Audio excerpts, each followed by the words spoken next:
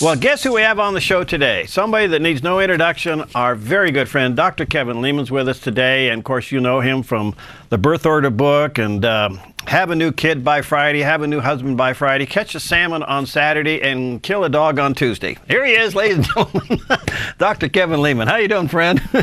Well, I'm doing well. You know, I've been really busy. I've been all over the country, and since Parenting Your Powerful Child has come out, they've kept me hopping. I've been speaking. Last week I was in South Carolina, Pennsylvania, New York, Texas, and Colorado, to give you an idea. So it's been a while, but I knew when I wrote this book that it was going to scratch where parents itch. And kids today are powerful. And I thought about doing this book because there's been a lot written, Perry, about strong-willed children. Mm-hmm.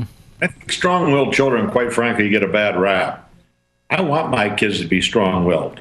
I want my kids to be kids of conviction and to stand up for what they believe in. So I don't think there's anything wrong with having a strong-willed child, but today we've got these kids that are powerful, and the difference in the strong-willed child and the powerful child is simple. A powerful child has an agenda. They want to win, they want to dominate, they want to control, and they have to have the last word. So if you got a kid like that hanging around your house, stay with us. Whoa. Well, does every family have a powerful kid? You know, believe it or not, most of them do. And they're growing in numbers. I mean, I think parents feel like General Custer on his last day on this earth. Or have you ever played whack-a-mole in an amusement park? Yeah. It's a little bit like being a parent today. I'll tell you, it's wild. Kids today are power-driven, and they have a sense of license to them. I mean, take a look around our country. You know more about politics than I do, but we are the entitlement nation of the world, and people feel like you owe me. And that's how kids are today. They're more hedonistic than they were when I called them hedonistic little buzzards back in 1984 when I wrote the book, Making Children Mind Without Losing Yours. Wow. All right. So, Kevin, are you suggesting that this may be cultural or is it genetic? Where are you? Is this on the rise? Powerful kids on the rise? Oh, yeah. It's way on the rise. And we're teaching the kids to be powerful. Now, let me give you an example. Let's take 17-month-old little Fletcher. Fletcher is about to have his dinner, and Dad picks him up and puts him in his high chair. Well, he tries to put him in his high chair. Fletcher has decided he doesn't want to be in that high chair. And I'm telling you that kid at 17 months of age can contort their body in such a way that it's a physical impossibility to get that little sucker in there. In fact, if they had a sport at the Olympics called arching your back, this kid could win Olympic gold. Wow. Now, watching this fiasco, Mom, just trying to be helpful, says, honey, just give him to me. I'll take him. And she takes him and puts him on her lap and proceeds to spoon feed him his dinner. Now, you be Fletcher for a minute, Perry. Would you rather sit on Mommy's warm, soft lap, or would you rather sit in the cheap plastic chair they bought at Walmart? There you go. Whoa. So we teach kids to be powerful. Wow. So they get winning even that scrimmage at that age. Oh, yeah. The kid in the mall who whines for a treat, and the parent tells him, no, we're not going to have any candy now. I told you for the last time. 10 minutes later, all right. But then there's no more candy for life. Do you understand me? No more candy for life. So not only do we cave in, but we make fools of ourselves. Wow. All right. So let's go back to spotting the possibility that your kid's going to be powerful. I mean, maybe the high chair one is the first indication. Are there others? Yes. In fact, there's a great diagnostic tool to determine whether your kid is strong-willed or powerful. And here it is. If you feel annoyed by your child's behavior, you have an attention getter that is strong-willed. If you feel provoked by your child's behavior and you want to sort of take his little nose and rub it in it. You're telling yourself, you can't do this to me. Do you know who I am? I am your mother. I am your dad. Welcome to the world of the powerful child. That's what you have on your hands. So it's really simple to differentiate the two. The strong-willed children, I don't worry that much about, okay? But the powerful children, I'll tell you, if you're a mom and you're rearing a son that's powerful today, here's the guarantee. He's going to be a lousy husband. Really? Because he's going to be a controller. Whoa. And women don't like control. Have you ever tried to control your wife? I know your wife, so you better answer this truthfully. No, I just give her everything she wants. You're not only good looking, you're smart. Well, you can do that with your wife. You know, you sleep right next to her. But with kids, you can't give them everything they want. Yeah, yeah. Because they're immature and they want everything and they want it instantly. All right. What does a parent's tone of voice have to do with this and responding? It has a lot. We teach kids by our gestures, the look on our face. Okay. Again, I brought this up in the book, Have a New Kid by Friday. Fighting is an act of cooperation. Okay. And so kids sort of throw the bait out for us, and like fools, we jump in. And there's a parallel here for all women who are watching us right now, okay? Or listening. Here's the deal. Your kid is like your husband. And speaking for every man on the planet, ladies, we don't like it when you ask us questions. Stop it, okay? And we don't like the why word either. And the same thing applies with your kids. So if you're always asking your kids questions, they're going to shut down. They're going to just flip you a bone, answer, fine, nothing, and grunt, and that's it. You're not going to have the dialogue that you want with your kid, which means you're not going to have the impact on your kid's life you'd like to have. Wow. All right, so... Another example, quickly. Your 17-year-old son comes to you and says, they want to go to a rock concert. Okay. Here's the traditional Christian parent who is steeped in authoritarianism. This is what he says. Hey, we're not spending our hard-earned money to send you to some concert to hear some goofball sing. Okay. There's the typical answer. What I'd like the parent to be able to do is say, well, honey, who's performing? Who? Now, I guarantee you, parent, you've never heard of this group, and the name doesn't sound like it possibly could even belong to a group, okay? Right. But say to your kid, honey, I don't know them. Do you have a CD of their stuff? You do? Hey, go get it. Let's go for a quick ride with me in the car. Come on. And go for a ride with your kid for 10 minutes. And as soon as he puts that CD in, or she puts it in, say one thing. Say, oh, wow, turn it up louder. Right there and there, you've got your kid on his backside. Wow. You've never said turn that music up. Right. Okay? And it might be a rap song, it might be a country song, or a combination, which I call crap. But whatever it is, Harry, find some ways of discussing of what's happening. Am I saying you have to give in and let your kid go to every concert that comes down the pike? No. What I'm saying is, if you want to have a relationship, then you have to exchange ideas and you have to see life from behind his or her eyes. Wow, that's golden. Well, listen, you know, a powerful child can suck the oxygen out of the room, and the compliant child gets no attention. What kind of damage can be done there? Well, this is what's interesting. In Parenting Your Powerful Child, I talk about the different types of powerful children. And when people tell me about their little child, oh, Dr. Leman, little Hillary is a very sensitive child, very shy.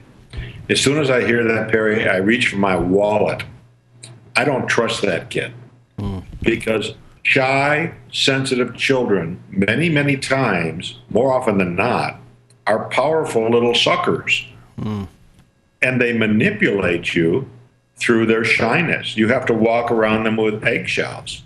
It's easy to spot the kid that's flamboyant, the kid that slams doors and rolls her eyes and throws things and has a hissy fit. But these other kids, these manipulative kids, these quiet kids, can be extremely powerful. If you don't think that's true, ask any man on the street, how does he feel when his wife cries? Mm.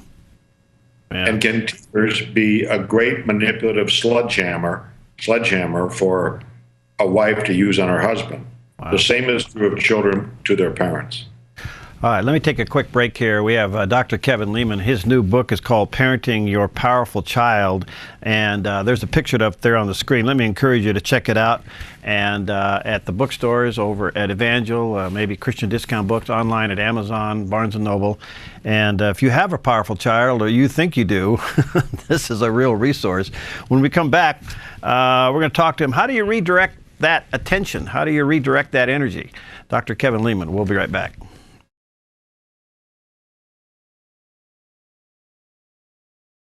Okay, we're back with Dr. Kevin Leman and our good friend. We got to get him up here fishing because he looks like he needs some time off.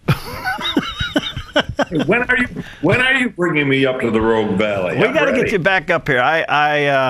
We're right in the middle of a building project, Kevin. So we finally got our own building after 30 years. Forget the building project. What is more important, salmon and steelies or building? Yeah.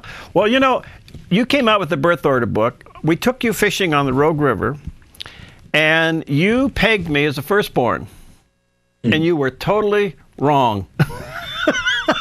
I was a middle. You know, that is one of the mysteries of life, because you have flown airplanes. Yeah. You are a very exacting person. Mm-hmm. And therefore, I want you to fly to Tucson. And pick you up and bring you back here? No, for intensive therapy, because there's something wrong. I'm coming down. Peggy probably will okay that trip. Yeah, she's the one that suggested I bring that up. Okay. All right, we're talking about Kevin's new book, Parenting Your Powerful Child, and there's a picture of it there on the screen, and let me encourage you to check it out at the bookstores. This is already a bestseller. And if one of your kids is pretty powerful and dominating, you may want to pick this up as a resource. All right, now, often parents kind of lose the volume battle with communication. What do you recommend when you're dealing with a kid that's maybe yelling back at you or goes deep running? How do you not raise your voice? Well, lots of times what they're yelling about is absolutely something stupid that doesn't make any sense. Mm-hmm. And one of the best curveballs you can do to that kid is simply look him in the eye and say, honey, you could be right. I mean, remove your sails, parents, from your child's eyes, or from their wind, okay? Remove your sails from the child's wind. Yeah. If you're going to ante it up and you're going to get in a power struggle with your powerful child, I'm here to tell you you're going to lose. Don't go there. So you could be right. I never thought of it that way. Mm-hmm. If you have the constant battle getting your kids up in the morning for school, rather than yell and scream and be frustrated, and then, by the way, how do you feel once the kid gets on the bus from school and you don't feel very good about yourself, try this. Walk in and say, honey, I'm not sure you're even interested, but it's 8:20, and turn around and leave. Now, if he's late for school and you have to drive him, write a note that says, my son has absolutely no reason to be late today to school. Feel free to do whatever you do to kids who are illegally tardy. Love, Mom. and just keep the tennis ball alive where it belongs. Okay. You know, there's only one way, Perry, of rearing kids that's reflective of God's teaching. Now, I want to remind everybody, I'm no Bible teacher, but I know this. God is not an authoritarian. Mm-hmm. He doesn't grab us by our earlobe and twist it and say, you will do this, you will do that. In fact, he loves us so much, he gave us free choice to either accept him or reject him. Mm-hmm. So the authoritarian parent, hey, don't make me come over there. You go do what I tell you to do, you understand me? Hey, you change the look on your face or I'll change it for you. Now, there's your authoritarian. Now, the permissive on the other side spawns rebellion as well. But this is a parent who wants their kid happy at every turn, They do their science project for them. They do their homework for them. They threaten, they bribe, they cajole, but they never hold the kid accountable. And they're great at making excuses when the kid's in trouble with somebody else. So the only true way of rearing kids is to be that authoritative parent. I'm an authoritarian, which means your 16-year-old's rushing in, looking for the keys to the car, and he was supposed to do something that day around the house, and he hasn't done it. And again, you haven't warned him. Dad, I can't find the keys anywhere. Honey, you're not going to find the keys. They're here in my pocket. Well, give them to me. I got a date. I'm late. Honey, the car's not going anywhere, and either are you. Now, yes, you're going to have a blowout. And yes, that kid will promise you anything. I mean, he'll paint the garage. He'll put the roof on the house. He'll pull weeds for life. Just give me the keys to the car. But see, that's the kind of discipline that an authoritative parent would use with a kid. Wow. Does genetics have anything to do with this? Yeah, it does, because there's some kids. You've met our daughter Holly. You know, she's married to Dean, and she's a great kid. She's a principal in a really tough school, English teacher by trade, went to Grove City College in Pennsylvania, a top-notch school, very, very bright kid. But her genes were such that as a kid, Sandy and I would have conversations like this. Well, honey, you better wake up Holly. We got to go. I'm not waking up Holly. I woke her up yesterday. You wake her up. Because she woke up swinging. Wow. I mean, there was a kid that her constitution, and there's all kinds of longitudinal studies where they study kids in nurseries and hospitals, and they can determine the kid's temperament. So people are hardwired differently. There's no two ways about it. But you can't let that be an excuse for kids learning maladaptive behavior. And that's the point I make in Parenting Your Powerful Child. What does the home environment have to do to contribute to this? It's got everything to do with it, because we teach kids. Number one, mom and dad, are you on the same page? If you're not, you're going to create a powerful child. Kids, and here's the kicker. I want you to keep in mind that your kids don't like it when you're unhappy with them. One of the best disciplines, when two kids are going after each other or whatever, is walk in the room, parent, look them both in the eye, or one of them in the eye, as the case might be, and say, I am very unhappy with what just went down here. Turn your back and walk away.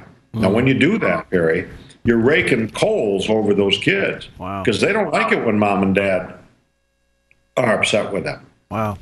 You have a chapter on grace-based parenting. What do you mean by that?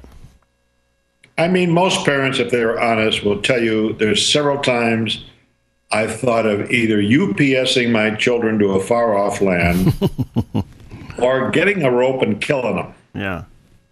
I mean, you have to understand. I mean, the guy that you're watching, people, I got thrown out of Cub Scouts, got thrown out of college, got thrown out of the 4th grade.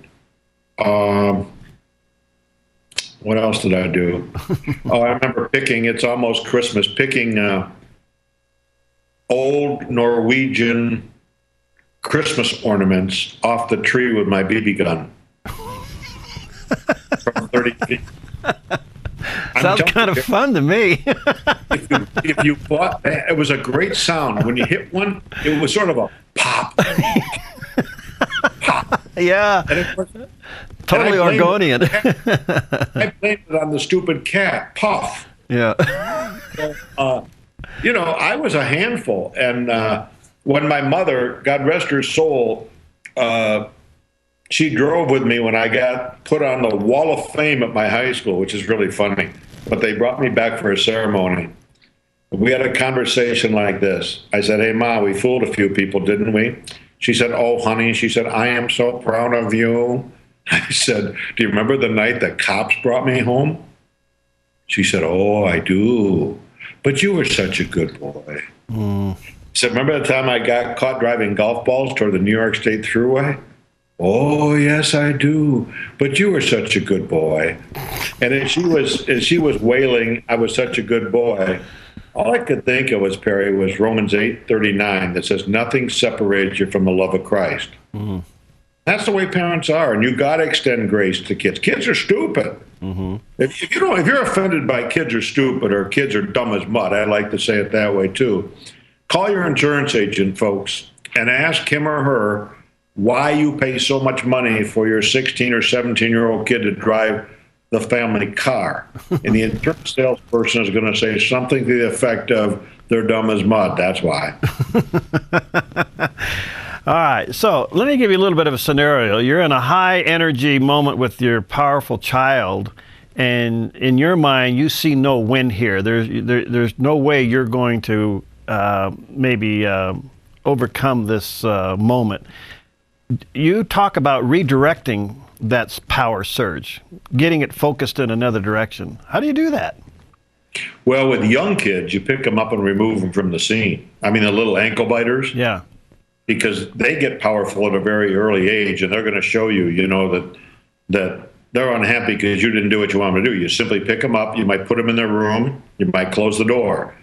With 16, 17-year-old, 14-year-old kids, you look them in the eye and say, honey, listen, I know you think that's true, and I understand your feelings on the subject, but we've discussed it, and the answer is no. You can get as angry about it as you want. It's okay to be angry.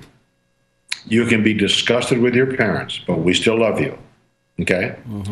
And you can refuse to eat dinner. And your father said to tell you, if that's your choice, he's going to be happy because he's got that eye on that extra pork chop anyway.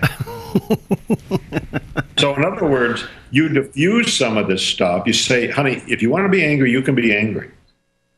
But what you don't do is stoop to their level. Yeah. Okay? Okay. If they say, well, how come she got that and I didn't get that? Well, honey, it's because your mother and I love her so much more than we love you. Put some humor. Yeah.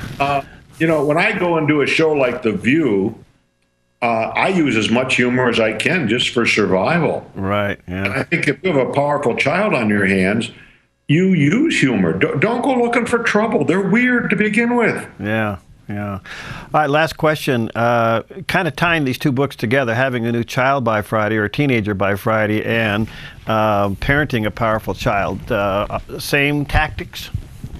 I've got about 28,000 people on my Dr. Kevin Leman Facebook page. And I get that question all the time. And this is what I tell people. I said, read these two books together. Read Have a New Kid by Friday, Have a New Teenager by Friday, and complement that with Parenting Your Powerful Child. And if people are curious about the book, go on Amazon and just read the reviews of what people say about the book. I'd have to admit to you, I am vain enough to go on and I've read them, and I'm happy that it's a 5-star rated book, which means it's jam-packed full of ideas for you, whether your kid is 23 and living at home and thinks they're not accountable to anybody, or a mouthy 17-year-old or a 13-year-old or a little ankle biter. There's a lot in the book for anybody who has kids of any age. Well, Kevin, I got to scoot, but thank you for your time. We love you and Sandy and your family. Just a beautiful witness all the way around. Are you working on something new, a new book? Yes, I just finished a book. Oh, it's a tearjerker called "Be the Dad She Needs You to Be." It comes out May 18th, wow. And then I'm trying my hand at fiction.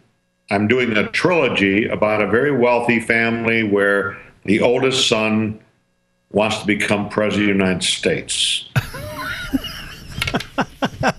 Call me. I'll give you some tips on Jason. Well, yeah. Hey, I want to leave you with one thing about your favorite president, President Obama. Yeah. He had a Portuguese water dog named Bo. Yeah. And he got another dog. Right. And a man's best friend is his dog. And I think even Bo gave up on him. Oh, really? That's a bad day. So I think that's why he got a new dog. Yeah, there you go. Thank you, Kevin. Thanks for your time. Healthcare by the post office. I can't wait for it. All right, see you later. Bye-bye.